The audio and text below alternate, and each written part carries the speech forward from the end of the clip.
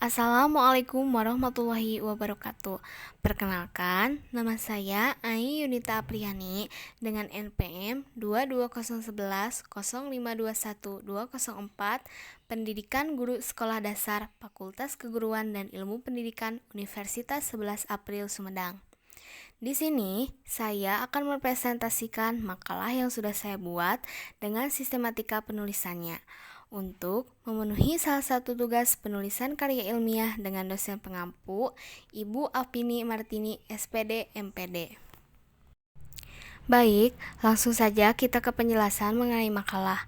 Pada lembar pertama, di sini ada cover yang bertuliskan judul makalah, diajukan untuk apa makalah tersebut, lalu ada nama dosen pengampu, nama yang membuat makalah, logo universitas, lalu nama prodi dan fakultas, serta nama universitas dan tahun.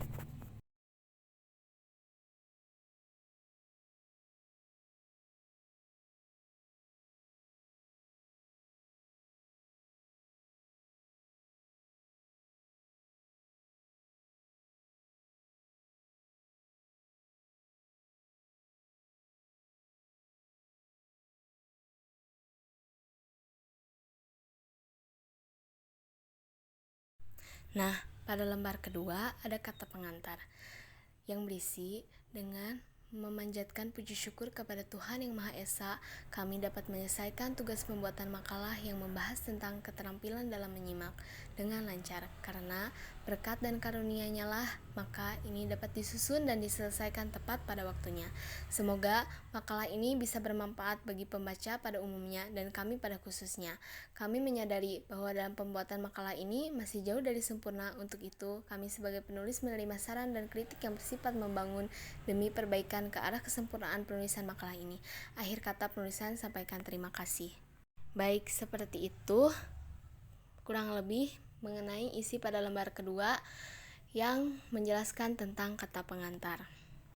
Lalu selanjutnya ada daftar isi yang berisi kata pengantar, daftar isi 1.1 latar belakang, 1.2 rumusan masalah, 1.3 prosedur pemecahan masalah, 1.4 sistematika pembahasan, lalu bab 2 pembahasan, 2.1 pengertian menyimak, 2.2 fungsi menyimak, 2.3 tujuan menyimak. Pada lembar selanjutnya yaitu bab 1 mengenai pendahuluan yang berisi 1.1 yaitu latar belakang.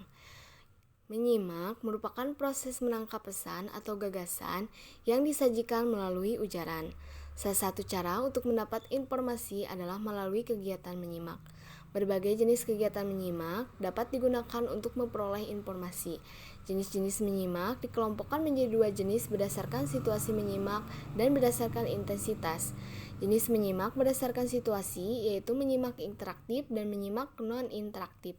Sedangkan jenis menyimak berdasarkan intensitas yaitu menyimak ekstensif yang berdiri dari menyimak sekunder, pasif, dan estesis, dan menyimak intensif yang terdiri dari menyimak kritis dan konsentratif. Menyimak berarti mendengar secara khusus dan terpusat pada objek yang disimak.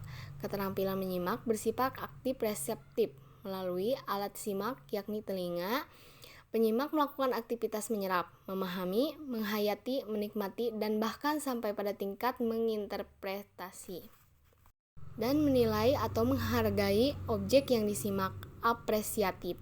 Kegiatan menyimak dilakukan secara langsung bertatap muka, penyimak dengan pembicara, antara pendengar dengan ujaran.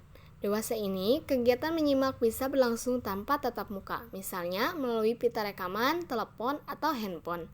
Keberhasilan menyimak berhubungan erat dengan kondisi A. Objek simakan, B. Penyimak, C. Kondisi sekitarnya. Lalu selanjutnya ada 1.2 rumusan masalah. Berdasarkan latar belakang di atas, penulis mengambil beberapa rumusan masalah yang akan disampaikan. Di antaranya 1.2.1 apa pengertian keterampilan menyimak? 1.2.2 apa fungsi dan keterampilan menyimak? 1.2.3 apa tujuan dan keterampilan menyimak? 1.3 prosedur pemecahan masalah.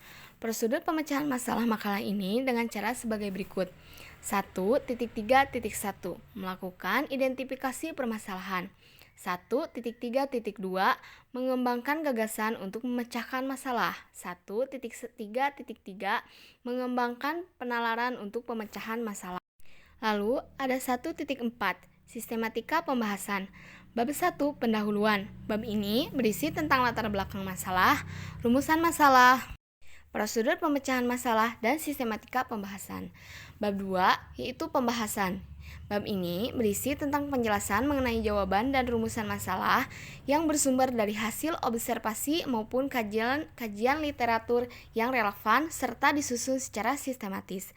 Bab 3 ada penutup. Bab ini berisi tentang simpulan dan saran yang bersumber dari hasil pembahasan atau uraian yang telah dibuat. Bab 2 ada pembahasan.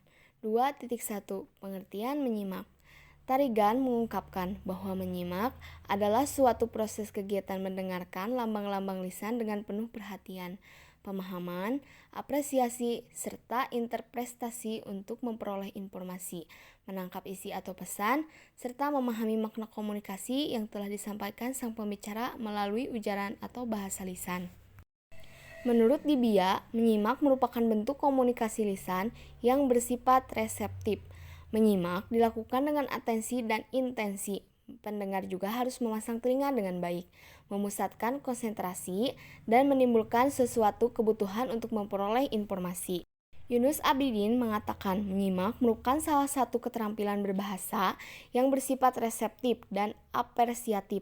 Reseptif berarti penyimak harus mampu memahami apa yang terkandung dalam bahan simakan. Bersifat apresiatif artinya bahwa penyimak menuntut melibat untuk tidak hanya mampu memahami pesan yang terkandung dalam bahan simakan, tetapi lebih jauh memberikan respon atas bahas simakan tersebut.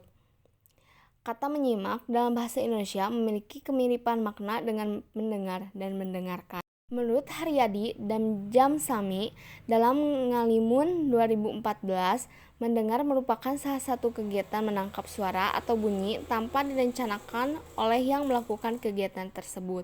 Sedangkan menurut Meliono dan Ngalimun, mendengarkan memiliki unsur makna mendengar karena orang mendengarkan menggunakan alat yang sama dengan mendengarkan sesuatu dengan sungguh-sungguh.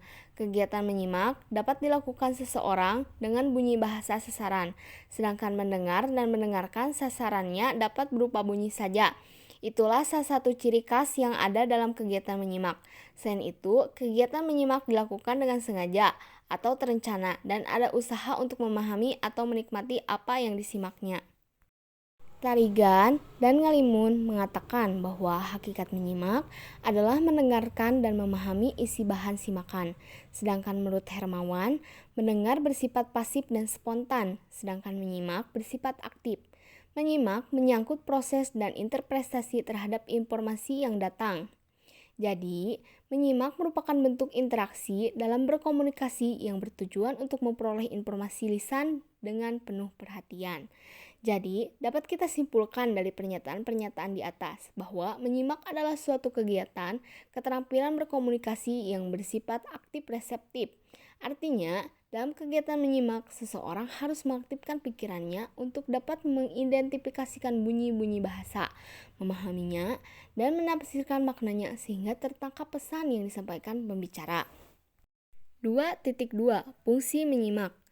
Karena kemampuan berbahasa seseorang seperti berbicara, membaca dan menulis tergantung dari apa yang mereka simak, maka dari itu, seorang penyimak yang baik adalah seseorang yang mampu berbicara, menulis, dan membaca yang baik. Hal tersebut menunjukkan bahwa menyimak mempunyai fungsi yang sangat penting dalam kehidupan.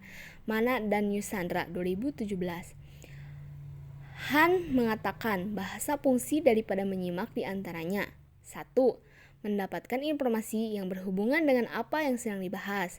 2. Menjadikan diri lebih efektif dalam sesuatu hal yang berhubungan dengan kehidupan pribadi ataupun kehidupan sosial. 3. Mendapatkan data sesuai dengan fakta yang membuat keputusan lebih masuk akal.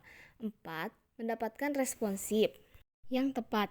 Selain daripada itu, fungsi menyimak menurut Subarti dan Tarigan diantaranya 1. Menjadi dasar bahasa, baik bahasa pertama ataupun kedua. 2. Menjadikan dasar pengembangan dalam membaca dan menulis. 3. Menunjang keterampilan dan berbahasa yang lain. 4. Melancarkan komunikasi secara lisan Dan yang terakhir, menambahkan informasi dan pengetahuan lebih dalam dari apa yang disimak. Baik, sekian presentasi mengenai sistematika penulisan makalah yang sudah saya buat. Mohon maaf apabila ada kekurangan atau kesalahan. Wabillahi taufiq wal hidayah. Wassalamualaikum warahmatullahi wabarakatuh.